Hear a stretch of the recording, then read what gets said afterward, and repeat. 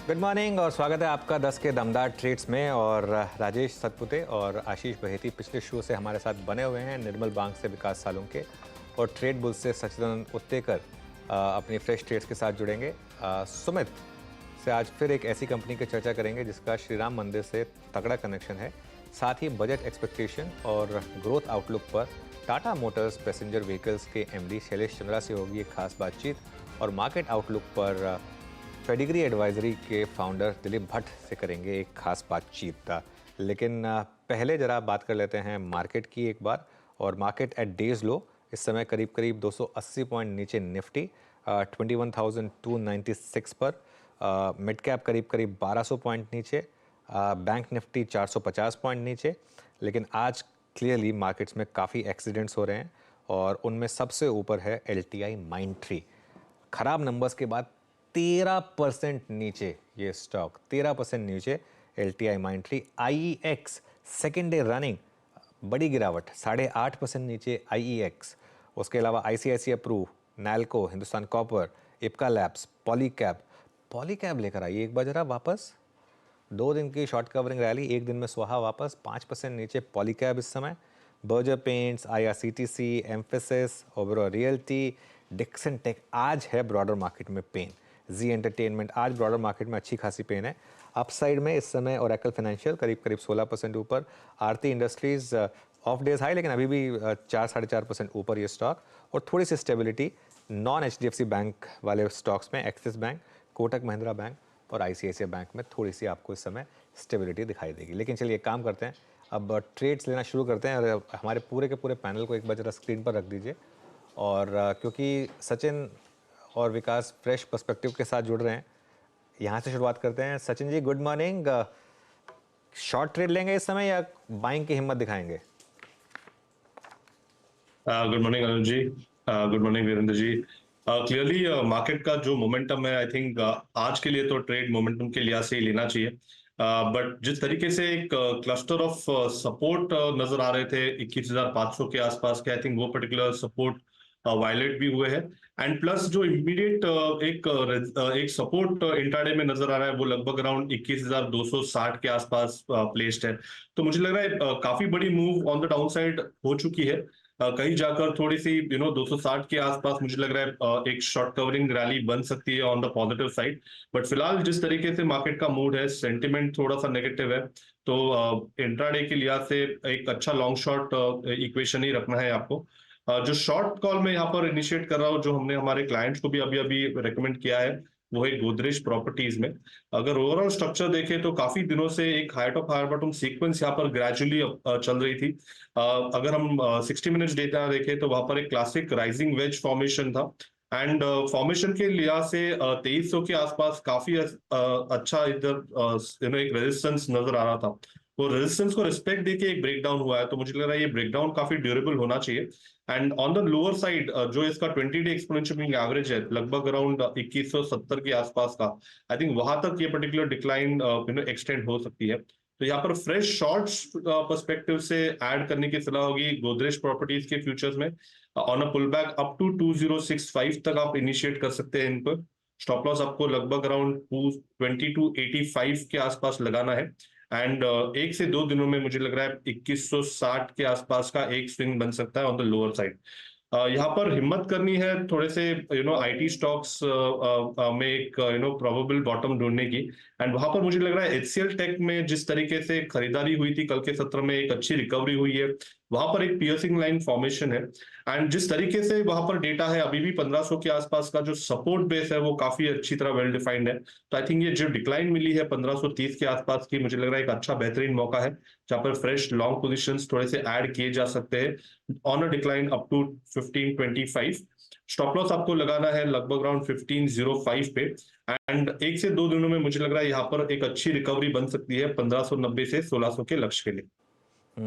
Okay, तो एक bye call आपको ट्राई करनी है HCL टेक पर और एक आपको सेल ट्राई करना है गोदरेज प्रॉपर्टीज़ पर। ये हो गई सचिन के पिक्स। तो रिविजिट करेंगे इन कॉल्स को। विकास जी गुड मॉर्निंग। विकास जी आपके trades? Good morning Anil ji. देखो, ओवरऑल मार्केट में जिस हिसाब से हमने देखा है कि इंपॉर्टेंट लेवल ब्रेक हुए, 21,470 450 इंपॉर्टेंट सपोर्ट देखने मिल रहा था। यहाँ से भी नेक्स्ट जो मुझे लग रहा है कि एटलीस्ट निफ्टी यहाँ से 21,100 हुआ 21,000 तक नीचे एक बेस बनाने जा सकते हैं। तो ओवरऑल जो सेटअप है अभी भी नेगेटिव है, यहाँ पे प्रेशर बिल्ड होते हुए देखने मिलेगा पूरे दिन में। और मुझे लगता है कि स्टॉक स्पेसिफिक भी मुझे लगता है प्रेशर देखने मिल सकता है। मेरे दोनों भी काउंटर सेल साइड में रहेंगे। जेएनएफसी मुझे लगता है कि इसका जो इम्पोर्टेंट 50 डीएमए का जो सपोर्ट था 728 का, वो आज उसने यहाँ पे ब्रेक डाउन कर चुका है। तो मुझे लगता है ये प्रेशर आगे बिल्ड होते ही देखने मिलेगा। 680 तक ये नीचे तक आ सकता है। अभी 720 के नीचे ट्रेड कर रहा है। ऊपर में जो स्टॉप लॉस यहाँ पे देखने मिलेगा 732 का, यहाँ पे एक स्टॉप लॉस लगा के इसको सेल करके लेके जाना है। दूसरा रहेगा अंबुजा सीमेंट। अंबुजा सीमेंट हमने कल भी देखा कि वहां पे प्रेशर बिल्ड होते देखने मिला। और यहाँ से लगता है कि मुझे नीचे में 496 490 के आसपास के टारगेट अंबुजा सीमेंट में आते हुए देखने मिल सकते हैं। ऊपर में जो स्टॉप लॉस निकल के आ रहा है 532 का है। दोनों में भी हमने देखा है कि कल भी यहाँ पे दोनों स्टॉक में प्रेशर बिल्ड होते हुए देखने मिला सेकेंड हाफ में, और आज भी वो कंटिन्यू होते हुए देखने मिल रहा है। तो दूसरा भी मेरा कॉल सेल रहेगा। अंबुजा टारगेट रहेगा 496 490 का, और स्टॉप लॉस 532 का। ओके, अंबुजा में सेल करना है इस समय। ये हो गई विकास सालुंके की पिक इस समय की। जरा आप एक बार पैनल को स्क्रीन पर रखते हैं और बाकी ट्रेड्स लेना शुरू करते हैं। राजेश जी, सेल कॉल से रहेंगी या कुछ बाय करने की हिम्मत करेंगे यहाँ पर? नहीं आरुष जी, अभी भी बाय करने की हिम्मत नहीं हो रही है, क्योंकि निफ्टी में एक ब्रेकडाउन है। तो जो हम लोग जो राइजिंग चैनल देख रहे थे, उसका ब्रेकडाउन आज हुआ है। तो मुझे लगता है बाजार थोड़ा सा सेल ऑन राइज रहेगा। तो हम सेल के साथ ही रहेंगे फिलहाल। सो सेल करेंगे। देखिए, हमने इनिशियल में बर्जर पेंट सेल किया, now we will sell Pidilite. मेरे हिसाब से पीडीलाइट, अगर आप इसका स्ट्रक्चर देखें तो निगेटिव डाइवर्जेंस है, और डाइवर्जेंस के साथ ये वॉल्यूम के साथ टूट रहा है। मेरे हिसाब से पीडीलाइट का टारगेट होना चाहिए 2620 से लेके 2600। सेल करे। स्टॉप लॉस होगा इसका 2720 का। थोड़ा सा मैं पर्टिकुलरली डीप ही रखा हूँ स्टॉप लॉस। जैसे जैसे बाजार गिरेगा, काउंटर गिरेगा, आप स्टॉप लॉस को ट्रेल करें। वो so Pidilite is the first sell. At the same time, जैसे केमिकल में वीकनेस है, मुझे लगता है कि next counter will be PI industries. आप इसका स्ट्रक्चर देखिए, क्लियर ब्रेकडाउन है। पीआई का अगर आप स्ट्रक्चर के हिसाब से देखें तो इसका टारगेट बनेगा स्विंग ट्रेडिंग का 3200 का, यानी कम से कम 140 पॉइंट का गिरावट इसमें आना चाहिए। और अगर मैं सही हूं तो ये 3000 कोड भी टेस्ट कर सकता है। तो एक सीरियस ब्रेकडाउन पीआई में दिख रहा है। सेल करे। स्टॉप लॉस रहेगा इसका 3380 का। ओके, तो ये इस समय सेल कॉल्स। आशीष जी, आपके दो सेल कॉल्स क्या होंगे, या एक बाय एक सेल की कोशिश करेंगे? नहीं, अनिल जी, दोनों सेल कॉल की तरफ ही ध्यान देंगे। हाँ। पहले जो सेल कॉल रहेगा वो अडानी इंटरप्राइजेज में। स्टॉक में आज 20 डैमा ब्रेक किया, और पिछले करीब करीब पूरे जैन के सेशन में ये पहली बार है 20 डैमा के नीचे स्लिप होता हुआ देखने मिला। और इसका जो एक पीओवी लाइन है, जो पॉइंट ऑफ कंट्रोल लाइन है, पीओसी लाइन है, उसके नीचे अभी जाता हुआ देखने मिल रहा है। तो बाई 2960 का स्टॉप लॉस लगाकर इसमें बिकवाली की सलाह है। जैसा आपका स्ट्रक्चर बना हुआ है, हमें लगता है इसमें 2800 तक के लेवल देखने मिल सकते हैं। दूसरा जो सेल कॉल हमें दिख रहा है वो वेदांता लिमिटेड। ये भी अब 20 डैमा को अप्रोच कर रहा है। थोड़ा सा इंट्राडे रिकवरी जरूर हुई है, इसलिए रिस्क रिवॉर्ड काफी फेवरेबल है। डे हाई का स्टॉप लॉस लगाना है इसमें 267 का एसएल लगाकर वेदांता में सेल कॉल सेल की जा सकती है। हमें लग रहा है इसमें भी 254 तक के लेवल देखने मिल सकते हैं। ओके, तो ये इस समय की सेल कॉल्स आपके लिए वेदांता पर इस समय। चलिए कुछ और स्टॉक्स देखते हैं एक बार। सचिन, आपने बात की थी HCL टेक की। व्हाट अबाउट LTTS, एम्फेसिस, कोफोज, जो रिलेटिवली स्ट्रॉन्ग IT स्टॉक्स हैं जो आज गिरे हैं, यहाँ पर कोई व्यू? अनुज जी, यहाँ पर कोफोर्ज का स्ट्रक्चर मुझे अभी भी अच्छा लग रहा है। इनफैक्ट जब तक एक बेस जो इसने बनाया था लगभग अराउंड 6000 6050 के आसपास, आई थिंक ये बेस जब तक टूटता नहीं, आई थिंक तब तक जो एक high top high bottom sequence है इसके मंथली और वीकली चार्ट पे, वो यहाँ पर बरकरार ही रहनी चाहिए। एंड जिस तरीके से लॉन्गर टर्म चार्ट पे एक क्लासिक ब्रेकआउट हुआ था राउंडिंग फॉर्मेशन का, एक अक्यूमुलेशन का, ये लगभग 1.5 साल का फॉर्मेशन था। उसके बाद एक ब्रेकआउट हुआ है, और ब्रेकआउट के बाद एक पुल बैक मिला है। तो मुझे लग रहा है यहाँ पर एक अच्छी अपॉर्चुनिटी जरूर बन सकती है। थोड़े से टारगेट्स आपको लंबे रखने पड़ेंगे शॉर्ट टर्म में। मुझे लग रहा है थोड़ा सा यहाँ पर कंसोलिडेशन जरूर हो सकता है, बट ओवरऑल स्ट्रक्चरली काफी बेहतरीन जोन होगा। सो ऑन अ डिक्लाइन, अगर थोड़ा से एक्सटेंशन आते भी है तो मुझे लग रहा है वापस खरीदारी करने का एक अच्छा मौका होगा। ट्रेडिंग के लिहाज से मुझे लग रहा है 6940 6960 के आसपास के स्विंग्स बन सकते हैं अगले 1 से 1.5 महीने में। बट मेजर स्ट्रक्चर मुझे लग रहा है काफी शानदार है। कहीं जाकर कन्विक्शन यहाँ पर अभी भी हाई है। सो बाय ऑन डिक्लाइंस की रणनीति में यहाँ पर कंटिन्यूड ही करूंगा 6020 के वीकली बेसिस के स्टॉप लॉस के साथ। ओके, चलिए ये इस समय एक सचिन का व्यू। एक और स्टॉक पर चार्ट चेक लेते हैं, उसके बाद दिलीप भट्ट को जोड़ेंगे हमारे साथ। राजेश जी, IEX पर क्या करें आप? अनुज जी देखिए, इसका स्ट्रक्चर थोड़ा सा वीक ही हो चुका है। इसमें इनफैक्ट वीकली चार्ट पे बहुत बड़ा ब्रेकआउट मिला था और वो ब्रेकआउट कंप्लीटली निगेट हो चुका है। तो यहाँ पे देखिए सपोर्ट के आसपास है, लेकिन स्ट्रक्चर जिस तरह से पैन आउट हो रहा है, मेरे हिसाब से इसका नेक्स्ट सपोर्ट होगा 128 का। तो अगर आप सेल साइड की पोजीशन में बने हैं तो 145 का स्टॉप लॉस रखे, 130 128 के आसपास का लेवल मिले तो एक बार के लिए कवर कर लीजिए। ओके, चलिए अब थोड़ा मार्केट की लॉन्ग टर्म की बात करते हैं। गिरावट के बाद मार्केट का टेक्सचर कैसा है? ये मौका खरीदारी का है या अभी सतर्क रहने की ज़रूरत है? इस पर चर्चा करने के लिए हमारे साथ अब जुड़े हैं मार्केट वेटरन, पेडिग्री एडवाइजरी के फाउंडर दिलीप भट्ट। दिलीप भाई, गुड मॉर्निंग। क्या आपसे लोग पूछने लगे हैं अब कि क्या बेचना है इंस्टेड ऑफ क्या लेना है? क्योंकि काफ़ी मार्केट में 2-3 दिन में पेन आया है। गुड मॉर्निंग अनुज। अनुज जी देखिए, जिस तरह से बाजार ने भी किसी को मौका नहीं दिया और शायद बाजार भी मौका ही ढूंढ रही थी, और जिस तरह से जो सेल ऑफ हुआ है, I think it has caught everybody unaware. But ये एक एक्सपेक्टेड था कि शायद मार्केट कोई भी एक वजह को साथ में लेकर उसके लिए करेक्शन की तरफ चल सकती है। और जहां पर हमने देखा कि इतना बड़ा एफआई का सेलिंग आ गया कल, जिसका कोई एक एक्सप्लेनेशन अभी तक आया नहीं है कि either they have sold some block deal हुआ है, वैसा भी कुछ आया नहीं है। तो मुझे लगता है इसको ध्यान में रखते हुए ऐसा लगता है one should not be in a hurry to buy. We all know that the markets are simply ahead of the fundamentals. ये लेवल्स ऐसे हैं जहां पर हमको बहुत इन्वेंट करना पड़ता है reasons to justify the valuations. लेकिन अभी एक थोड़ा बहुत भी अगर मौका मिलेगा तो थोड़ा शायद कॉशियसली वेट करना चाहिए before you try to enter. Long term तो इसमें कोई दो राह नहीं है कि Indian markets are the best under Modi government. So I think overall we should look, wait and watch for a while instead of be in a hurry to commit. Okay, अच्छा, अब एक सवाल जो सबसे बड़ा बर्निंग सवाल है वो है HDFC बैंक पर। HDFC बैंक पर अब क्या व्यू बन रहा है इस समय दिलीप जी? HDFC बैंक में अगर हम देखें अभी भी जिस तरह से जो सेलिंग हुई है, अभी भी ऐसा है कि it is still reasonably well owned stock. जो टेक्निकली हम देखें कि अगर ये रीजनेबली वेल ओन्ड स्टॉक है और जिसका performance is now it's not showing anything premium to the other banks. और मैं बार बार यही कहते आ रहा हूं कि जब भी कोई मेजर मैनेजमेंट चेंज होता है, जब आदित्य पुरी जी निकल गए, उसको जाते हुए 2-3 साल हो गए, अभी the entire top brass of HDFC management, Deepak Parekh, all those people have left. तो ये अभी क्वेश्चन यही डिबेट होगा कि शायद HDFC बैंक को वो प्रीमियम मिलना चाहिए या नहीं।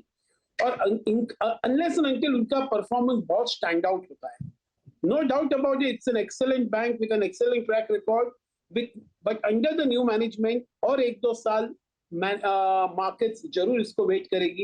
And I also think that one should own this bank, but I think significantly below the market index, the Nifty index I mean. Okay, चलिए, तो ये बात होगी HDFC बैंक पर। एक और व्यू मैं चाहूँगा आपसे आज के दूसरे बड़े एक्सीडेंट पर, LTI माइंट्री। IT में कुछ कंपनियों में बिल्कुल स्पेस नहीं है डिसअपॉइंटमेंट का, स्पेशली आफ्टर द रैली, लेकिन यहाँ पर आपका क्या व्यू है इस समय? मुझे लगता है ये one of the few stocks था जिन्होंने मिड कैप से बिग कैप में बहुत अच्छी तरह से ट्रांजिट किया और इनके परफॉर्मेंस भी काफी अच्छे थे। मुझे लगता है in other than the front line this was one of the most over own stock और काफी इसको लोग फेवर कर रहे थे। और ये जो रिजल्ट आया ये जरूर एक्सपेक्टेशंस के बिलो है और शायद यही एक मौका है कि जहां पर करेक्शन हो रहा है बट ये एक स्टॉक जरूर अपने रडार में मैं रखूंगा। मैं देखूंगा कि यहाँ से और थोड़ा बहुत करेक्शन आएगा तो जरूर one should think about investing on a slightly longer term basis, because this certainly is a company जिन्होंने अच्छी डिलीवरी दी है even in the past, whether it is top line, EBITDA margins, free cash और ROE, सब में उसने काफी अच्छा और पैरामीटर्स में it has done well. So I will certainly look to enter the stock at reasonable levels. I will slightly wait for some more correction to happen. बिल्कुल. दिलीप जी, एक और स्पेस जहां पर अब लोगों ने पैसा बहुत बनाया लेकिन ऑफ लेट रेगुलेटरी कंसर्न्स आई, ये वायर वाली कंपनीज स्पेशली पॉलीकैब. अब आप क्या एडवाइस कर रहे हैं अपने क्लाइंट्स को यहाँ पर? मुझे लगता है शायद आई थिंक रेगुलेटरी इशू आ गई है, because there are some rumours about the sales not been account in the official channel.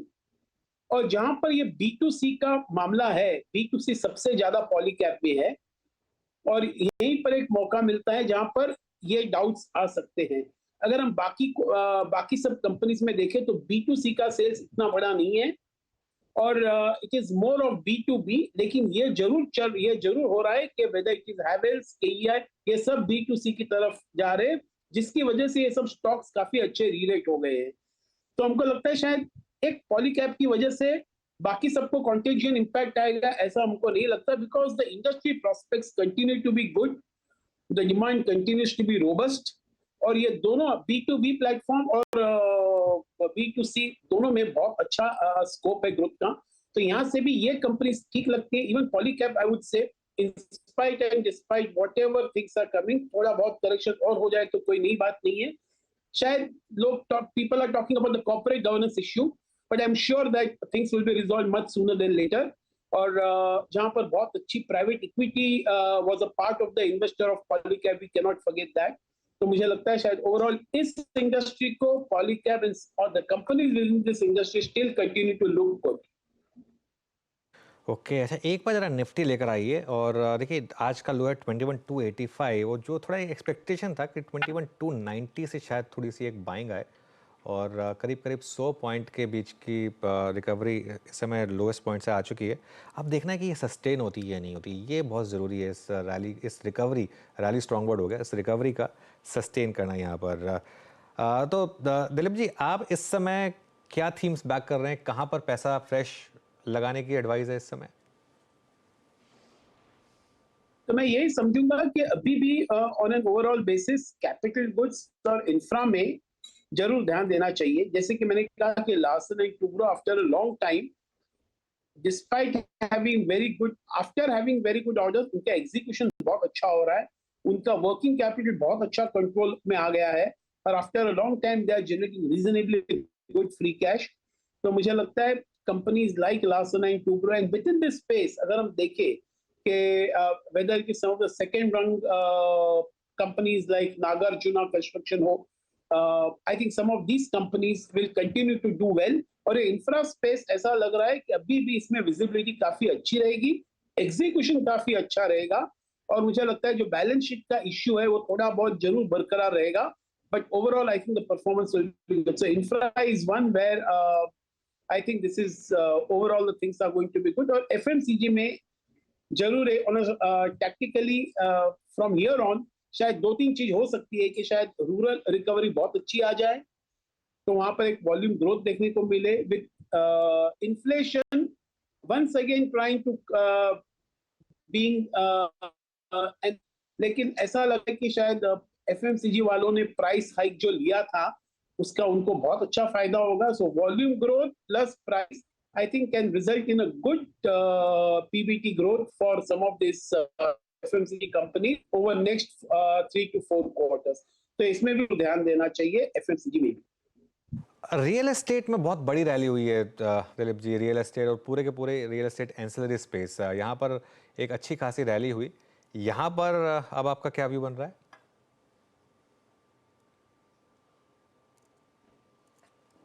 Sorry, कौन सा बोला आपने? Real estate. हाँ, मुझे लगता है Anuj ji real estate still is still continues to look good.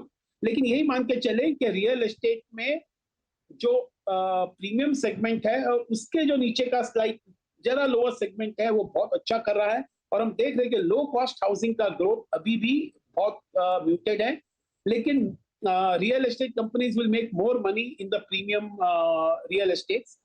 हमको लग रहा है कि शायद this sector will continue to shine, will continue to show good traction in terms of booking, in terms of execution, और शायद अगले 2 साल तक real estate can give a reasonably very good returns.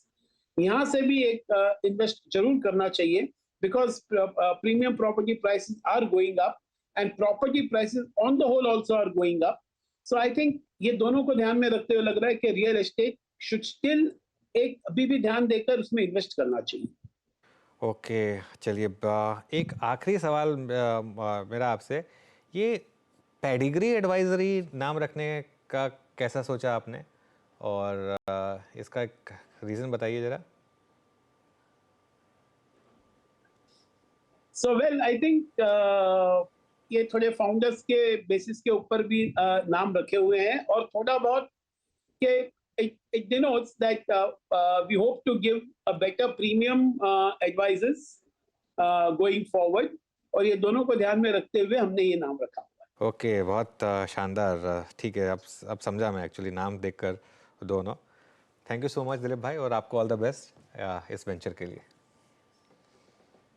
Thank you so much अनुज जी। चलिए अब बात करते हैं रामोत्सव की। अयोध्या में आज गर्भगृह में रामलला की मूर्ति स्थापित होगी। इसके अलावा मंडप, प्रवेश पूजन, वास्तु पूजन, वरुण पूजन, गणेश पूजन समेत कई अनुष्ठान होंगे। इस राममय माहौल में हम आपको ऐसी कंपनीज के बारे में बता रहे हैं जिनका राम मंदिर या अयोध्या से तगड़ा कनेक्शन है। तो आज बात करते हैं एक और ऐसे ही स्टॉक की। सदी का सबसे बड़ा धार्मिक उत्सव सीएनबीसी आवाज में चल रहा है स्वागत महोत्सव। अयोध्या सज धज कर है तैयार, अब सिर्फ प्राण प्रतिष्ठा का है इंतजार। देश में रामोत्सव की धूम, शेयर बाजार में भी श्री राम की धुन। देखिए रामोत्सव पर सबसे बड़ी कवरेज सिर्फ सीएनबीसी आवाज पर। जय सिया राम। सुमित, गुड मॉर्निंग, बताइए आज का स्टॉक। मॉर्निंग। आज श्रृंखला में हम लेकर आए हैं एक और कंपनी जो कि कुछ हद तक सरोकार रखती है इस पूरे बड़े इवेंट से, और कंपनी का नाम है सीई इन्फो यानी कि मैपमा इंडिया। दरअसल ये ट्रिगर पॉइंट तब हुआ जब रिसेंटली कंपनी की मैनेजमेंट से हमारी बातचीत हो रही थी, और उन्होंने बात मेंशन की कि अयोध्या में एक बड़े मैपिंग प्रोजेक्ट्स को लेकर कंपनी ऑलरेडी कामकाज कर रही है, और डिजिटल मैपिंग में इस कंपनी का ऑलरेडी स्पेशलाइजेशन है, और स्पेशलाइजेशन के तहत कंपनी को एक वहाँ पर ऑर्डर भी आता हुआ दिखाई पड़ा है। एडवांस डिजिटल मैपिंग की ये कामकाज करने वाली कंपनी है, जिसमें मैपिंग पोर्टल में इसरो जैसी कंपनी के साथ भी कंपनी ऑलरेडी कामकाज कर रही है। तो एक नेविगेशन से रिलेटेड जो मैप्स हैं वो कंपनी प्रोवाइड कराती है। करीब 850 से ज़्यादा कंपनी के पास ग्राहक हैं, तो इसमें प्राइवेट और गवर्नमेंट रिलेटेड प्रोजेक्ट्स भी कंपनी डील कर रही है। अब कंपनी ने रिसेंटली एक नया मैप लॉन्च किया है, रामायण मैप के नाम से ये मैप कंपनी की तरफ से आता हुआ दिखाई पड़ा है, जिसको मैपल्स ऐप जो कंपनी की प्रोमिनेंट ऐप है उसके ज़रिए कंपनी ने इस मैप को जारी किया है। फिजिकल और प्रिंटेड मैप आर्ट वर्क के ज़रिए ये जारी किया गया है, और इसका जो तमाम जो युग थे, त्रेता युग से लेकर बाकी युग, वो भी इस मैप के अंदर मेंशन किए गए हैं। मैप के ज़रिए संस्कृति और धरोहर दोनों की जानकारी भी दी गई है, और कई धार्मिक स्थलों की मैपिंग भी इसके अंदर मौजूद है। इनफैक्ट रिसेंटली मैनेजमेंट ने यह भी कहा कि अगर किसी को बहुत डिटेल में किसी एक स्ट्रक्चर के बारे में जानना है तो तमाम डिटेल भी उस मैप के अंदर आपको आते हुए दिखाई पड़ेगी। हालांकि इस ट्रिगर के बीच में शेयर में एक अच्छा मूव आता हुआ दिखाई पड़ा है। करीब 35% के आसपास बीते 6 महीने में स्टॉक ऑलरेडी चल भी चुका है। वैल्यूएशन पार्ट महंगा ज़रूर है, मल्टीपल 85 के आसपास पहुंच चुका है। नंबर्स ठीक ठाक थे, लेकिन अदरवाइज मल्टीपल थोड़ा सा महंगे साइड पर ज़रूर जा चुका है। इसके अलावा कंपनी को अगर इस कारोबार के अलग कारोबार में भी देखें तो बहुत सारे प्रोमिनेंट ग्रोथ इंजन्स कंपनी के लिए ऑलरेडी कामकाज कर रहे हैं, जिसमें रिसेंटली उन्होंने बात मेंशन की कि आने वाले समय में एक ऑटोमोबाइल स्पेस में कंपनी को बड़े ट्रिगर्स मिल रहे हैं, यानी करीब 60 लाख गाड़ियां जो हैं वो इनके मैप्स का इस्तेमाल कर सकती हैं। 1000 से ज़्यादा कॉर्पोरेट कस्टमर कंपनी के साथ जुड़ने का अनुमान वो गोइंग फॉरवर्ड लगाकर चल रहे हैं। खुद उन्होंने ये बात मेंशन की अपने प्रेजेंटेशन में। और 1000 से ज़्यादा सरकारी जो अलग अलग छोटी बड़ी ऑर्गेनाइजेशन है वहाँ से भी कंपनी की बातचीत चल रही है।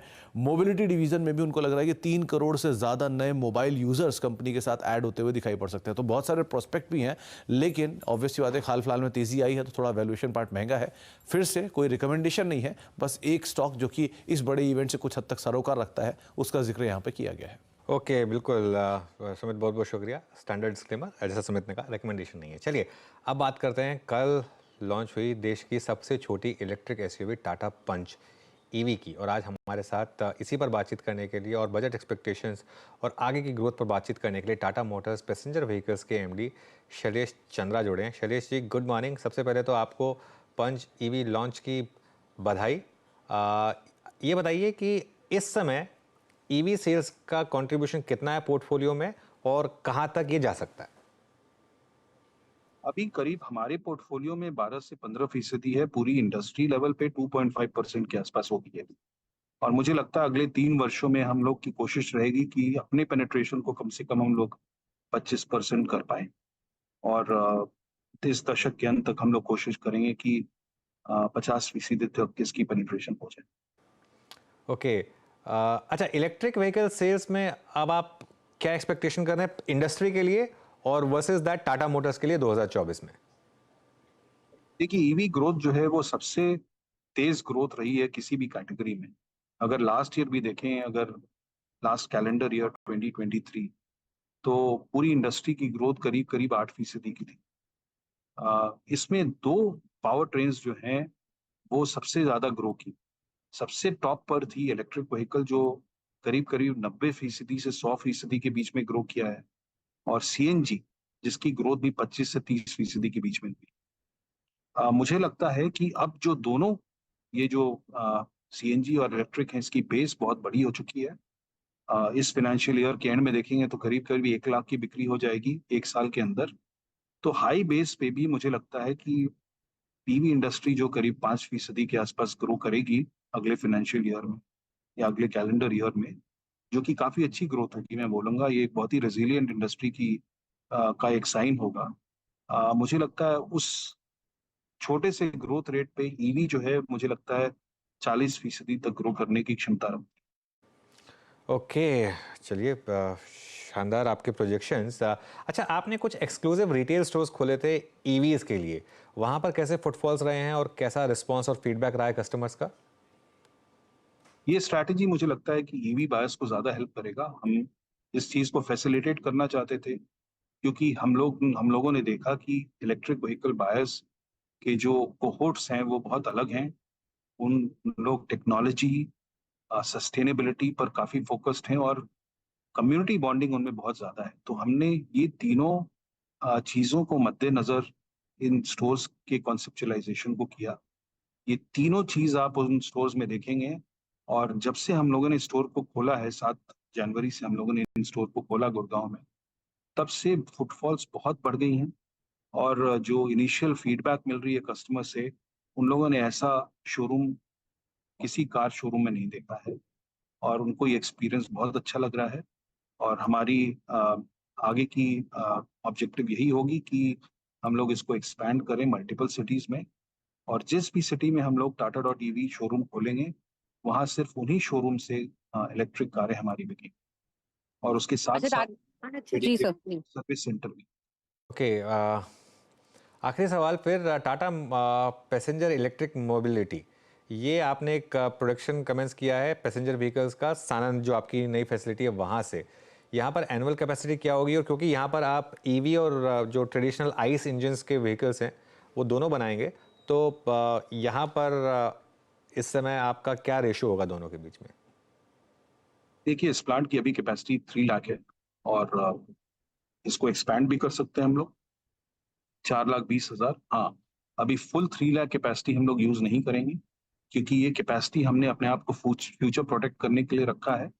अभी हमारी बिक्री करीब करीब 50,000 ±5,000 के आसपास है, जो कि हमें रिमेनिंग फैक्ट्रीज में हाई यूटिलाइजेशन लेवल पे हम लोग उसको कर रहे थे। अब इससे हमें हेडरूम मिल गया है और जितनी नई मॉडल्स आने वाली हैं, बहुत सारी मॉडल्स यहाँ पर मैन्युफैक्चर होंगी।